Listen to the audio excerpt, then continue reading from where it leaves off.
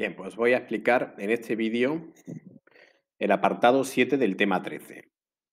El tema 13, que es el tema de Roma, y el apartado 7 se llama ¿Por qué se produjo el fin del Imperio Romano? Aquí tenéis el título.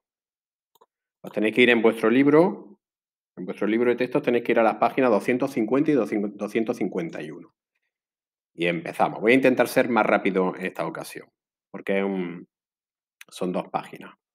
Y voy a intentar ser más rápido y no tardar tanto como en otros vídeos. Venga, pues empezamos a leer. Yo voy a ir destacando las palabras más importantes. He preparado también un PowerPoint con bastantes mapas e imágenes. Y vosotros, conforme yo estoy explicando, pues tendréis que hacer uso del pause todas las veces que veáis, o repetís también todas las veces que consideréis.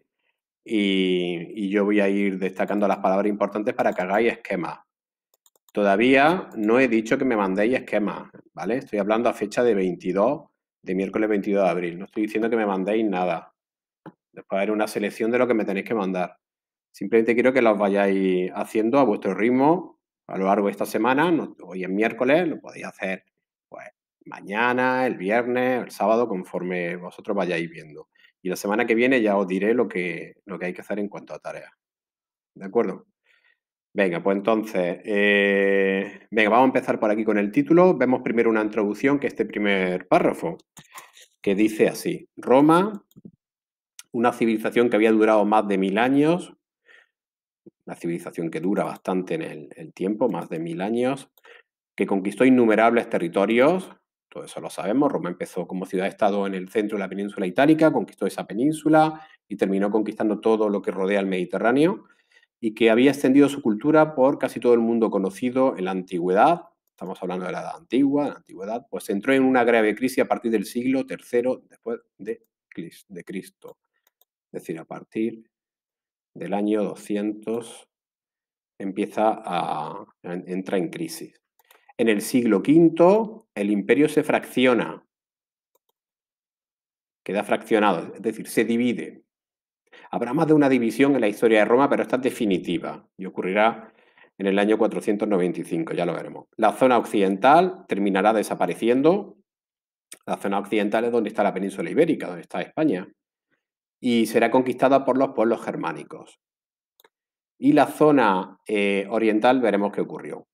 Vamos a intentar conocer las causas que produjeron la caída del Imperio Romano. Caída que se produjo solo en la parte occidental, en donde nosotros estamos, la parte que corresponde a Italia, a las Galias, que hoy en día es Francia, parte del Reino Unido, la isla de Gran Bretaña, etcétera, etcétera. Ya veremos. Y el norte de la costa de África, lo que hoy en día es Marruecos, Argelia y Túnez. Todo eso fue la parte del Imperio Romano que cayó. Bueno, quería, antes de seguir adelante, de introducirnos ya bien en el tema, vamos a recoger otra vez este eje del tiempo que llevamos trabajando desde el comienzo del curso. Ya sabéis que el tiempo va de izquierda a derecha y aquí vemos todas las fases, los grandes periodos de la historia de Roma. Sabemos que primero fue una monarquía, que a partir del año, bueno, Roma surge a mediados del siglo VIII, nos dice la arqueología. Las leyendas nos dicen que en el año 750 y tantos de Cristo, con lo que más o menos coinciden, una monarquía y varios tipos de reyes. Después empieza la república desde el año 509 y en el año 27 se produce un cambio, la república desaparece y es sustituida por el imperio. Todo esto lo conocemos de sobra, lo hemos estudiado en otro vídeo, con el emperador Octavio, que fue el primer gran emperador.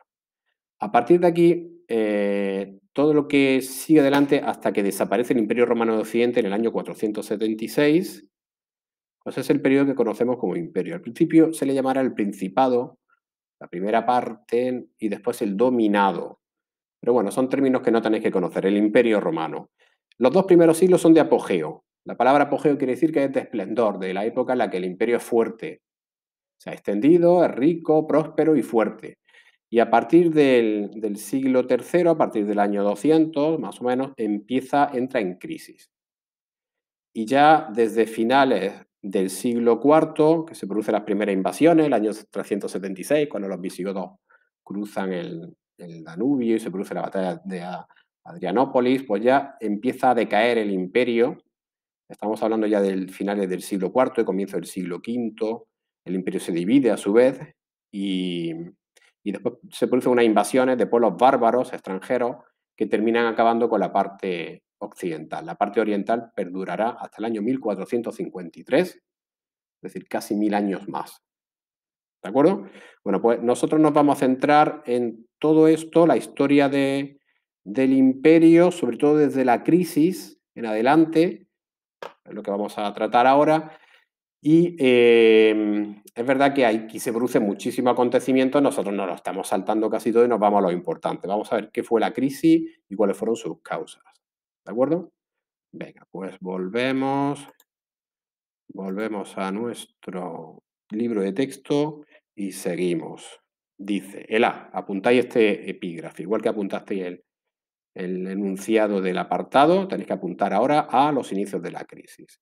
Y leemos, a partir del siglo III, el imperio entró en crisis, subrayo las palabras importantes, las fronteras se volvieron inseguras, son las palabras importantes para que hagáis esquemas, podéis tomar nota de esas palabras y unirlas mediante flechas, símbolos, como veáis, por los ataques de los pueblos germánicos. Los pueblos germánicos, que son pueblos, eran pueblos bárbaros extranjeros. Ya sabéis que los romanos, al igual que hicieron los griegos, utilizaban la palabra bárbaro para llamar a los extranjeros, que vivían más allá del limes. El limes, que es la frontera del Imperio Romano. ¿Vale? A un lado queda Roma, todo el territorio de Roma. Fuera de ese limes, de esa frontera, está el extranjero ya, los territorios bárbaros. A estos problemas se sumaron, bueno, una cosa os quería decir, de aquellos ataques que empiezan a producirse a partir del siglo III, incluso finales del siglo II, pues tenemos pruebas como estas murallas que rodean parte de Roma, que son las murallas que creó el emperador Aureliano. ¿De acuerdo? Aureliano, pone aquí, Aureliano, se han equivocado. ¿De acuerdo? Son unas murallas macizas, grandes, altas, con torreones en la entrada, y son muestras de todas las murallas que se crearon en Roma y en las principales ciudades para protegerlas de esos ataques. Pero estos ataques que se produjeron en el siglo III, comienzo del siglo III, no acabaron con el Imperio Romano. Fue capaz de resistir y después volvió una época de relativa tranquilidad, ¿vale?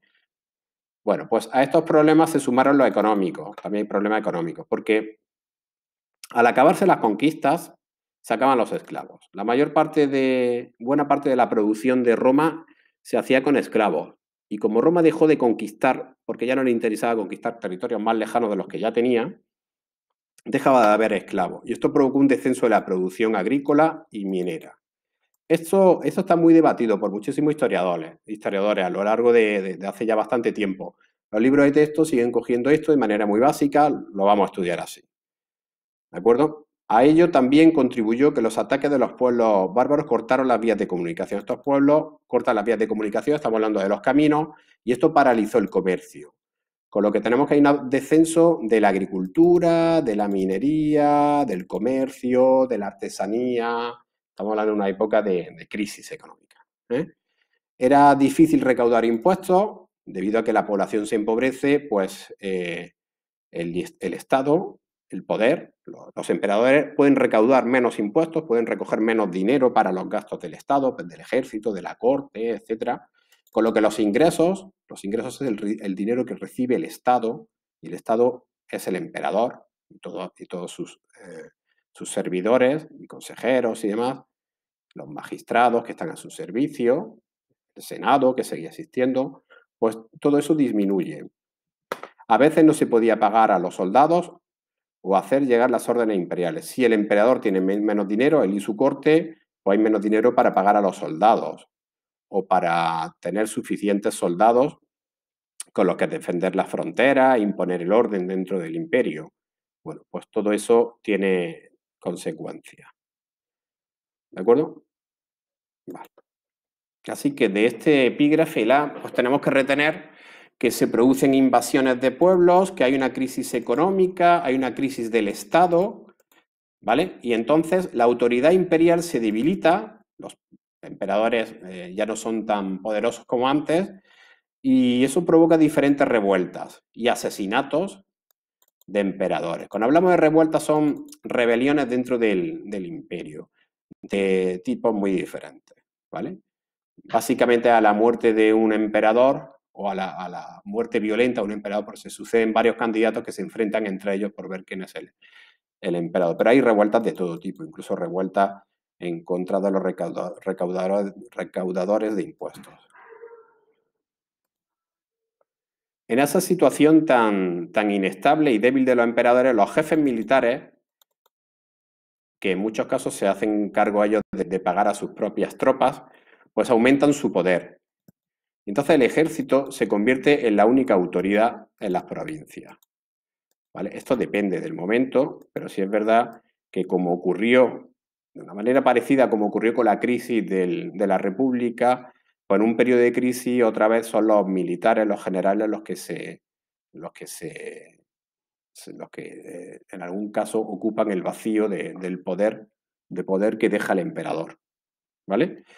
Bueno, pues entonces tenemos que, esto es para resumir que hay una época de crisis, resumo otra vez, al máximo. Hay a partir del siglo III, lo importante, hay invasiones, ataques, más que invasiones ahora mismo estamos hablando de ataques, ¿eh? No son invasiones masivas, sino ataques de grupos de guerreros, ataques de pueblos germánicos, que hay una crisis económica, el Estado es más débil, ¿vale? También está en crisis, se producen revueltas, asesinatos de emperadores y los jefes militares del ejército romano, de las legiones romanas, tienen mucho poder. Bueno, vamos a ver algo sobre estos pueblos germánicos. ¿Quién eran los pueblos germánicos de los que estamos hablando? Bueno, pues eran pueblos que vivían en el exterior, vivían al norte del Imperio Romano, en el centro norte de Europa. Nos sabemos que las formas de vida de los germánicos, sus formas de vida, eran muy diferentes a las de los romanos. No tenían escritura, no conocían la escritura, tampoco edificaban ciudades ni usaban moneda, usaban el trueque. Eran seminómadas, vivían de la ganadería y tenían una agricultura muy primitiva. Todo esto hay que matizarlo, ¿eh? Porque a veces se da una imagen, se sigue dando en algunos libros de texto para vosotros, para alumnos de la ESO, se sigue dando la imagen de los romanos que tenemos en tiempos del siglo I antes de Cristo y siglo I después de Cristo. Ya en el siglo III, cuarto y quinto, los pueblos germánicos estaban muy evolucionados, no tenían una agricultura tan primitiva. La mayoría ya no eran seminómadas, estaban bien establecidos, eran sedentarios y habían desarrollado una economía bastante importante porque se habían acostumbrado a comerciar con los romanos y eso les había ido enriqueciendo poco a poco. Esta imagen es un poco exagerada y simplista, pero bueno, la podéis estudiar tal cual. ¿De acuerdo? Estaban organizados en familias y un cierto número de ellas formaban clanes. A estas familias se les suele llamar las gens, ¿vale? Que es el nombre que le dieron romanos. Y la unión de varias familias formaban clanes. Y la unión de varios clanes formarán también tribus, ¿vale? Pero son términos que hay que tener cuidado con ellos. Los jefes de las familias elegían un cabecilla militar que ostentaba el título de monarca, ¿vale? Pero sí es verdad que la mayoría de los reyes de estos pueblos eran reyes que no tenían un poder tan fuerte sobre sus pueblos, era un poder más bien militar en la época de guerra y es un poder que no se transmite de padre a hijo. Bueno, voy a seguir adelante. Bueno, antes voy a enseñar estas diapositivas para recordar este mapa del imperio, de todo lo que es de todo el territorio que abarcaba el imperio romano. Ay, es que le he dado a insertar archivo.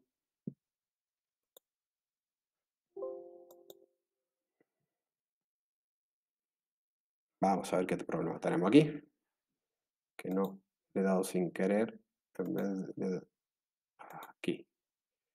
Bueno, este es el mapa del Imperio Romano, que es todo lo que veis de color rosa, en torno al mar Mediterráneo, y todas las provincias, ¿no? Italia, Hispania, que es la península ibérica, la palabra Hispania viene de España, Galia, Asia, Egipto, etcétera. Y aquí tengo ya una serie de imágenes que he preparado, imágenes actuales, ¿eh? No son de la época, estas son dibujos del siglo XX, algunos son del siglo XIX, siglo XX del siglo XXI. Son imágenes muy románticas, muy idealizadas.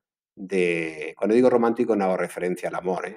Hago referencia a una idea, a una imagen idealizada de cómo eran los germanos, ¿no? Casi siempre se representa a hombres y demás, son altos, barbudos, rubios, fuertes, ¿no? Fornidos y muy, muy con cascos, con espadas, con escudos, cubiertos de armas prácticamente. Es una imagen un poco exagerada, ¿vale? No tenéis que imaginar que todos eran así, eran solamente una minoría los soldados, los militares, la élite, la nobleza de los germanos. Y si se representaban así, pues en parte sí, pero no del todo. Son imágenes un poco exageradas. Aquí tenemos una escena de guerra, de batalla, ¿no? Después los pueblos que tendrán una imagen muy guerrera. Aquí tenemos una imagen más, muy idealizada. ¿De acuerdo? Esto ya es diferente, esto es del rey visigodo Leovigildo, esto cuando ya, no es la época que estamos hablando, es posterior y es un grabado sobre marfil en el que representa a un rey visigodo de la España de la época, cuando ya desaparece el Imperio Romano, aquí habrá un reino, el reino visigodo, y que está asaltando y ocupando una ciudad, pero esto es posterior. ¿Vale? Bueno, sabemos también, esto me lo he saltado antes en cuanto a bueno, en el segundo párrafo hablábamos aquí de lo que eran pueblos seminómados, se me ha olvidado decir que tenían una cultura primitiva, nos dice el texto, sin embargo conocían la metalurgia del hierro y fabricaban armas de buena calidad, y no solo armas, sino que eran muy buenos orfebres, metalúrgicos y orfebres. Esto no es de la época de las invasiones del final del Imperio Romano, que estamos estudiando, esto es algo posterior, esas eran las típicas coronas votivas, coronas que entregaban los pueblos germánicos en las iglesias, pero es una muestra de lo amantes que eran y el buen trabajo que hacían con el oro y las piedras preciosas. Los pueblos germánicos en la época que estamos estudiando no eran cristianos. El Imperio Romano se estaba cristianizando, pero estos pueblos germánicos no eran cristianos, eran politeístas, creían en muchos dioses. Bueno, pues volvemos al texto. Vamos a estudiar otro acontecimiento importante que lo vamos a desarrollar más, lo voy a desarrollar en otro tema que vamos a estudiar para comprender la evolución de todas las religiones, pero aquí esto es importante porque sabemos que los romanos eran politeístas, pero también sabemos que había una religión nueva, el cristianismo, que había surgido en Palestina, que procedía del judaísmo, de la religión de los judíos. Pues vamos a ver qué pasa en esta época. Entre los siglos I y III, los cristianos fueron acusados de negarse a seguir el culto imperial. Esto lo expliqué en uno de los vídeos. Los cristianos, el Imperio Romano permitía a todas las religiones siempre y cuando rindieran culto también a los emperadores muertos como dioses. Los cristianos solamente creían en un dios, no eran politeístas, y entonces se negaban a rendir culto a otro dios que no fuera el de ellos. Y además también hubo un tiempo en el que se negaban a servir como soldados en el ejército romano. Esto hizo que fueran perseguidos, tuvieran que esconderse y muchos de ellos sufrieron torturas y fueron incluso ejecutados, algunos de ellos los circos romanos, para espectáculo de los demás, ¿no? Lo que conocemos como los martirios, el martirio de los primeros cristianos. A partir del siglo III, el imperio, en esa crisis social y económica que sufre, pues los dioses y las creencias que ya tenían los romanos de siempre, pues empiezan a no serles muy útiles, porque en una época de crisis la gente deja de creer lo que siempre ha creído. Si les están atacando a otros pueblos, si empiezan a empobrecerse, etcétera, etcétera, pues empiezan a dudar de todo en lo que han creído siempre.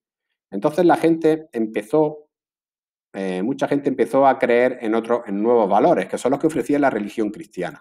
Valores basados en el amor al prójimo, en la renuncia de los bienes materiales, sobre todo en la idea de que si aquí en la vida terrena lo están pasando mal, pues en el cielo, que es la gran promesa que hace el cristianismo, en el cielo van a conseguir tener una vida eterna y feliz.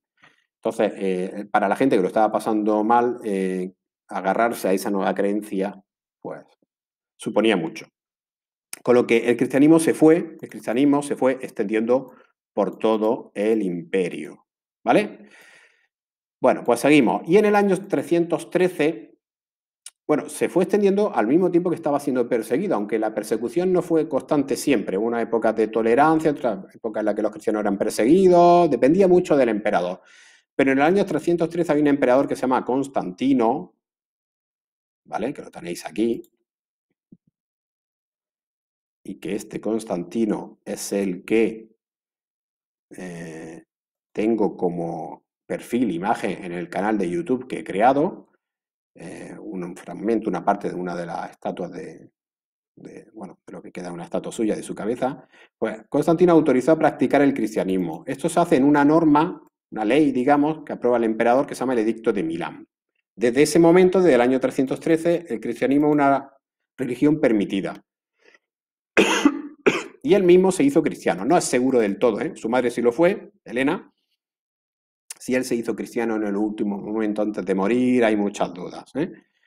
Pero bueno, aceptamos un poco lo que dice el libro. A finales de ese siglo, del siglo IV, el emperador Teodosio, otro emperador, se convirtió al cristianismo y convirtió esa religión, el cristianismo, en religión oficial, con lo que es la religión del Estado. Y a partir de ese momento, lo que van a hacer los emperadores es empezar a perseguir las religiones politeístas. O sea, las religiones que eran las creencias que eran antes las propias de los romanos empezaron a ser perseguidas. La religión, lo que llamaban los cristianos la religión pagana, ¿vale? O sea, el cristianismo primero es perseguido, después aceptado y después se impone como única religión. Es la religión del Estado y se impondrá como única religión.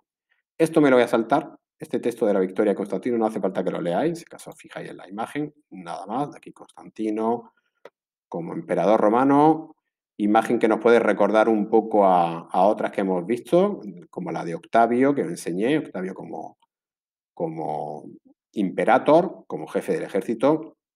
Aquí vemos que Constantino lleva una cruz, con lo que aquí tenemos algo nuevo, ¿vale? La cruz cristiana, el cristianismo.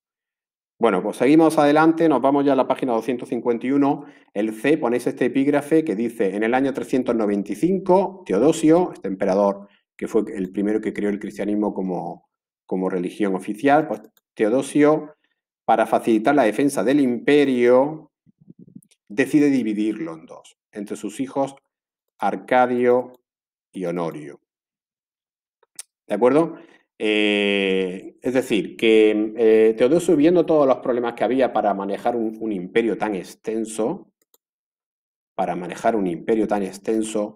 en una época en la que el Estado se estaba debilitando, en la que había muchas crisis, pues entonces él decide partir el imperio, darle a cada parte una capital, cada parte tendrá su ejército, tendrá su corte, su administración, y de esa manera el imperio es dividido de manera definitiva. Ya había habido, hubo otras divisiones previas que no duraron mucho, pero en este caso será una división ya definitiva. ¿De acuerdo? ¿En qué consiste esa división? Pues voy a enseñar aquí una imagen. Quiero que os fijéis solo en los colores, color naranja, color verde. Pues la parte verde-azul más bien, esta parte azul, a esta parte azul le vamos a llamar Oriente o Imperio Romano de Oriente y se la va a entregar a su hijo Arcadio, ahora enseñaré el nombre, y la parte naranja será el Imperio Romano de Oriente y se la va a entregar a su hijo Honorio. Esto ocurre en el año 395.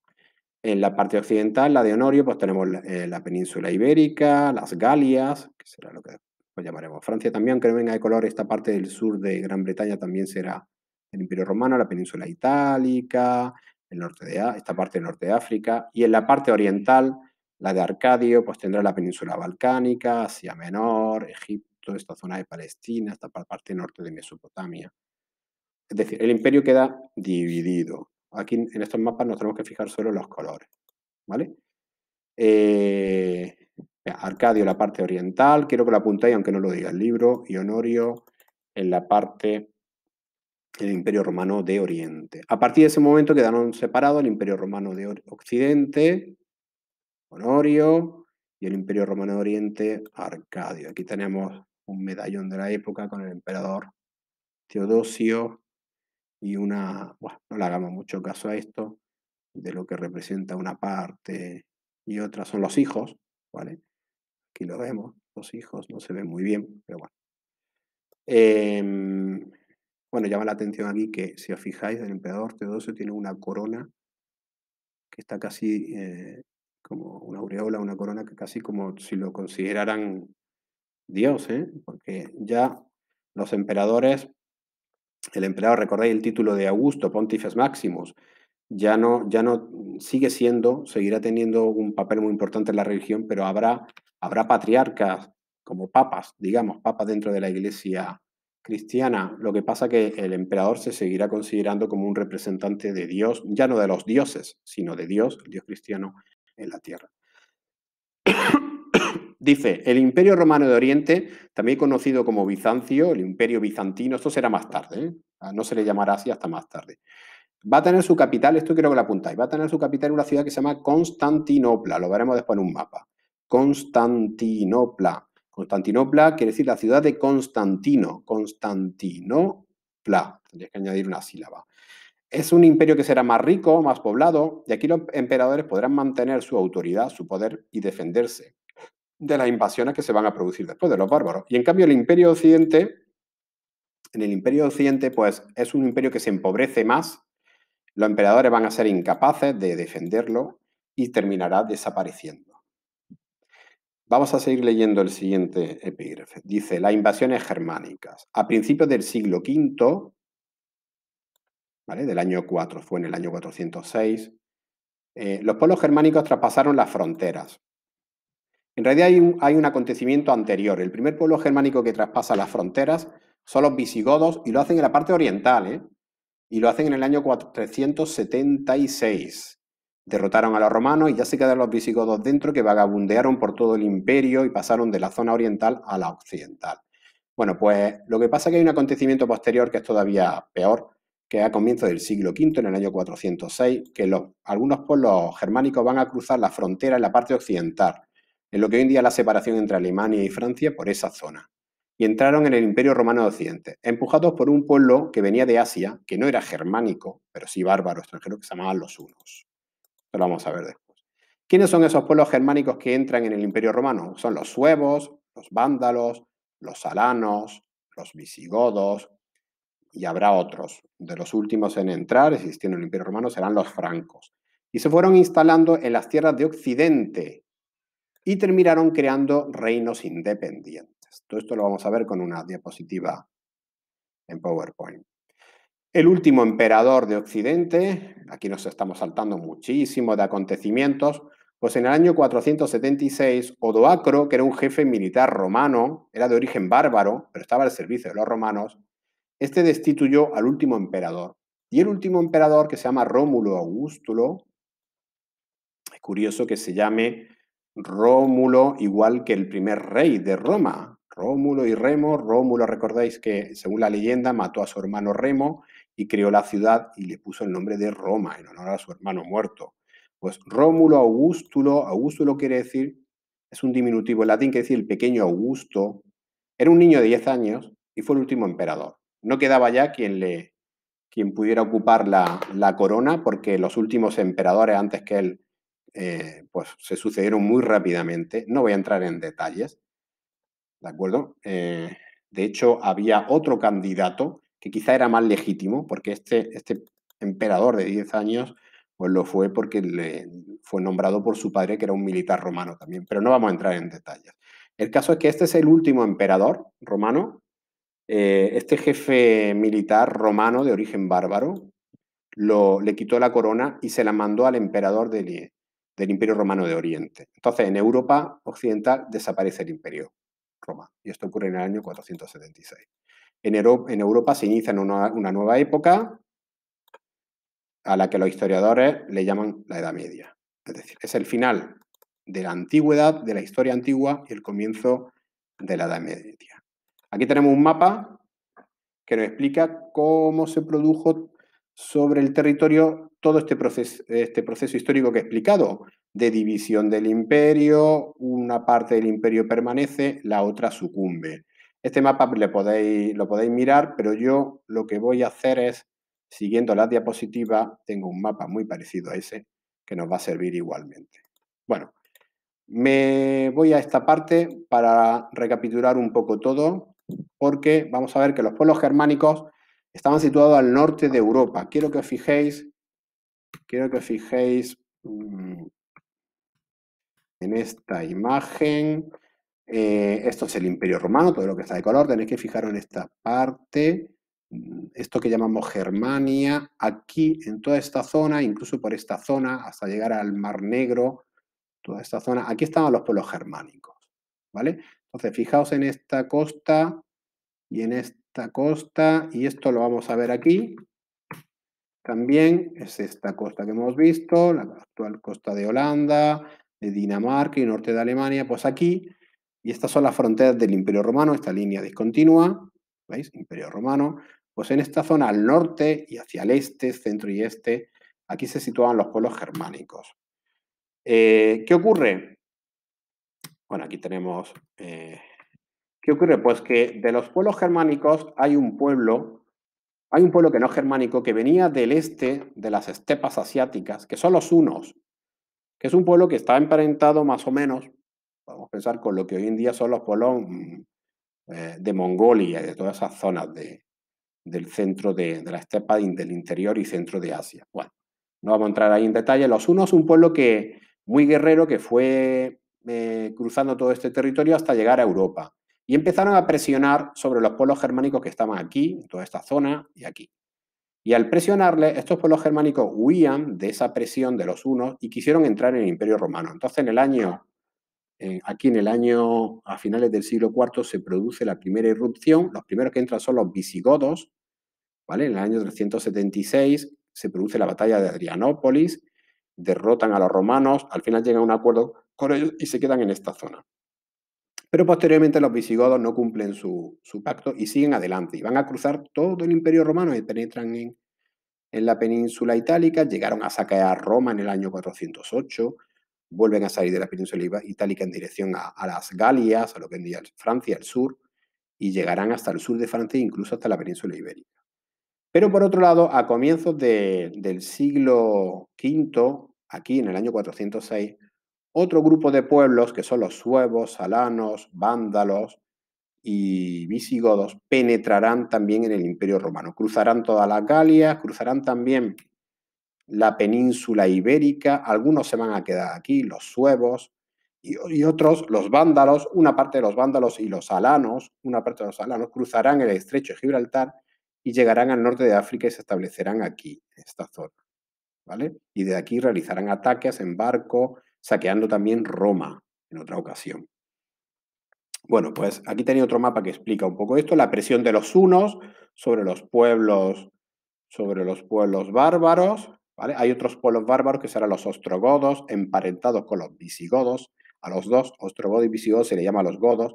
Esos llegarán más tarde, después de los visigodos, y se quedarán en la península itálica. Aparecerán otros que son los burgundios, los alamanos. Los alamanos no llegaron a penetrar en el imperio. Y los francos son los últimos. Ocuparon el norte de Francia y lo que hoy en día es Bélgica.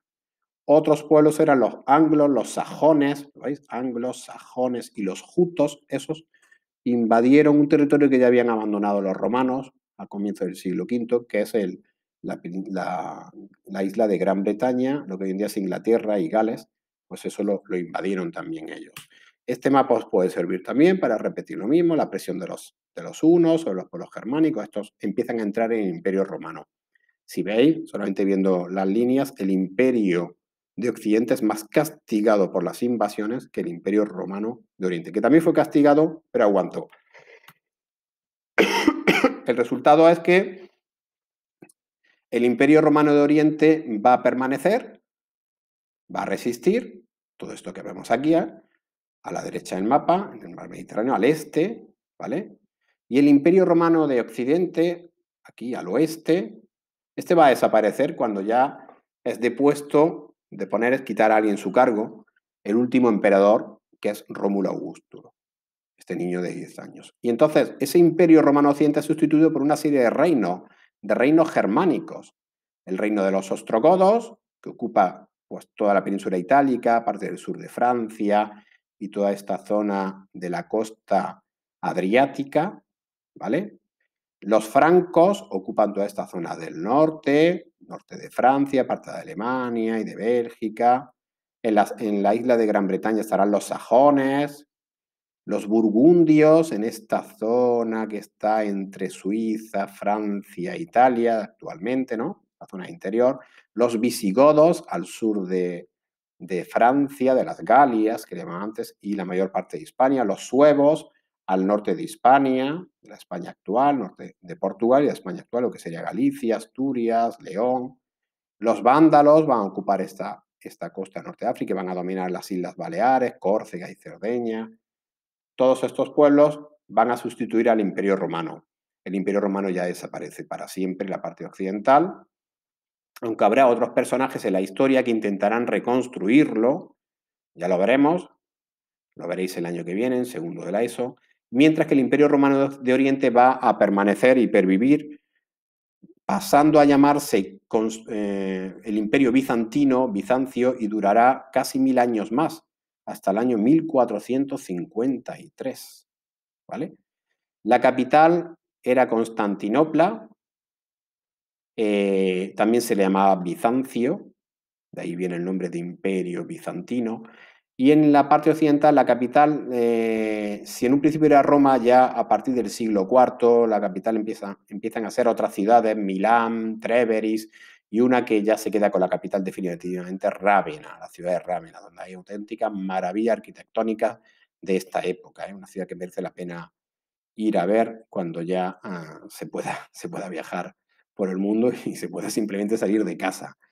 Bueno, pues quiero que os quedéis con esa idea de cómo el Imperio Romano entra en crisis, ¿de acuerdo? Una crisis que es una crisis militar, económica, social, es una crisis larga, lenta, que tiene fases, no siempre será todo crisis. Muchos historiadores actuales estudiando nuevas fuentes, sobre todo a través de la arqueología, están demostrando que el siglo IV fue un siglo de recuperación económica, porque se volvieron a explotar nuevas tierras y hubo un aumento del intercambio, del comercio, del intercambio económico, según la zona del imperio, frente a lo que se creía antes. El siglo IV, una época en la que vuelve a crecer y a ser estable el imperio romano, pero ya en el siglo V sufre una serie de invasiones que no va a soportar, la invasión de los pueblos germánicos, empujados por los hunos, que no va a soportar y que terminará acabando con el imperio romano, pero solo en la parte occidental, ¿vale? La parte oriental perdurará. Otro acontecimiento importante es cómo el cristianismo, de ser una religión perseguida, se convertirá en una religión permitida y después la religión oficial y la única que se podía practicar. Bueno, pues ya está, este vídeo de 38, de casi 40 minutos. Con esto ya podéis estudiar, conocer bien la parte final del tema, de toda la historia de Roma. Vais a hacer los esquemas a lo largo de todos estos días que quedan de la semana y nada más. ¿De acuerdo? Venga, pues ya está. Un saludo y que sigáis trabajando. No me mandéis nada en estos días de la semana, no os pongáis nerviosos, no me mandéis nada. Quiero que veáis el vídeo hasta el final y seguís trabajando a vuestro ritmo, que lo estáis haciendo bastante bien. ¿De acuerdo? Venga, un saludo. Hasta luego.